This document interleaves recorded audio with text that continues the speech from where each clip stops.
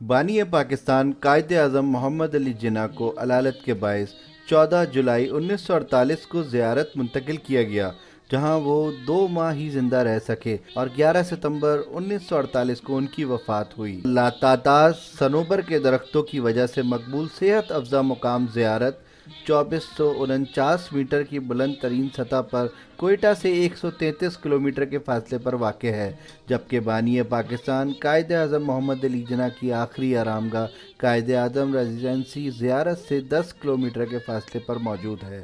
Video देखने से पहले हमारे चैनल को सब्सक्राइब करें और बेल आइकन दबाएं ताकि आप चैनल पर होने वाली अपडेट से बाखबर रहें।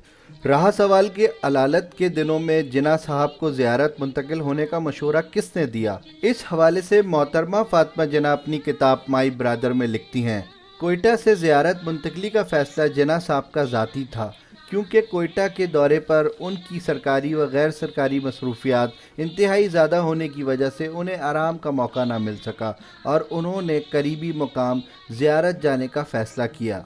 किताब का मसवदा इस्लामाबाद के कौमी इदारे बराए तहफ़्फ़ुज़ दस्तावेज़ात पाकिस्तान में महफूज है। डॉक्टरों का जिन्ना साहब की सेहत के मुतालिक क्या कहना था। कायदे आज़म मोहम्मद अली जिन्ना ज़ियारत में थे तो उन्हीं दिनों मारूफ डॉक्टर रियाद अली शाह की ज़ियारत में मौजूदगी की इत्तला मिलने पर मोहतरमा फातिमा जिन्ना ने डॉक्टर रियाद से रब्ता किया। डॉक्टर के मुताबिक जिन्ना साहब को कोई संगीन मर्ज लाहक नहीं और अगर सिर्फ उनका मैदा खुराक को बेहतर तौर पर हजम करने लगे तो जिन्ना साहब जल्द सेहत याब हो जाएंगे। मोहतरमा फातिमा जिन्ना अपनी किताब में लिखती हैं, 21 जुलाई 1948 को जब जिन्ना साहब को ज़ियारत में क़याम किए हुए एक हफ़्ता ही गुजरा था तो उन्होंने ये तस्लीम कर लिया कि अब उन्हें सेहत के सिलसिले में ज़्यादा ख़तरात मोल नहीं लेने चाहिए और ये कि अब उन्हें वाकई अच्छे तिब्बी मशवरे और तवज्जो की ज़रूरत है। चुनाचे जूँ ही मोहतरमा फातिमा जिन्ना को अपने भाई के इस इरादे का इल्म हुआ तो उन्होंने लाहौर से मुमताज़ फिजिशियन डॉक्टर कर्नल इलाही बख्श को बज़रिया हवाई जहाज़ ज़ियारत भिजवाने का इंतज़ाम करवाया। जब डॉक्टर इलाही बख्श ने जिन्ना साहब का सरसरी मुआयना किया तो वो इस नतीजे पर पहुँचे कि उनका मैदा तो बिल्कुल ठीक है, लेकिन उनके सीने और फेफड़ों के बारे में सूरत हाल इत्मीनान बख्श नहीं। फौरी तौर पर जिन्ना साहब के टेस्ट हुए, जिसके नताइज ने डॉक्टर इलाही बख्श के उन खदशात की तस्दीक कर दी कि वो तिपेदिक के मर्ज में मुब्तला हैं। डॉक्टर साहब अपनी किताब विद द कायदे आज़म ड्यूरिंग हिज लास्ट डेज में लिखते हैं, जब मैंने कायद से उनकी बीमारी के मुतालिक इस्तफसार किए तो उनका तमाम जोर इसी बात पर था कि वो बिल्कुल ठीक हैं।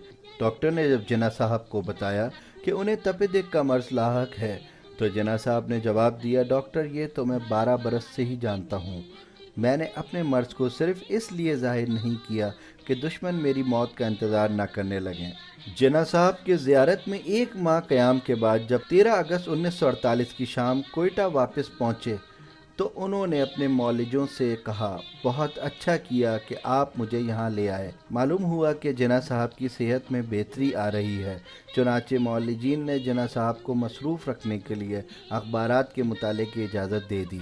अब डॉक्टर्स ने जिन्ना साहब की सेहत का मज़ीद जायज़ा लेते हुए उनसे गुजारिश की कि उन्हें कोयटा से कराची मुंतकिल हो जाना चाहिए, लेकिन जिन्ना साहब स्ट्रेचर पर लेटे गवर्नर जनरल हाउस नहीं जाना चाहते थे।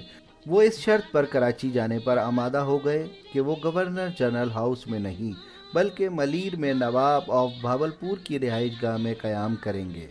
1 सितंबर 1948 को डॉक्टर इलाही बख्श ने मायूसाना लहजे में मोहतरमा फातिमा जिन्ना को बताया कि उनके भाई को हेमरेज हो गया है और उन्हें फौरी तौर पर कराची ले जाना चाहिए, क्योंकि कोयटा की बुलंदी उनके लिए मौजू नहीं।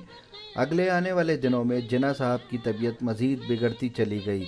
5 सितंबर को डॉक्टरों ने तशखीस किया कि उन पर नमूनिया का हमला भी हुआ है।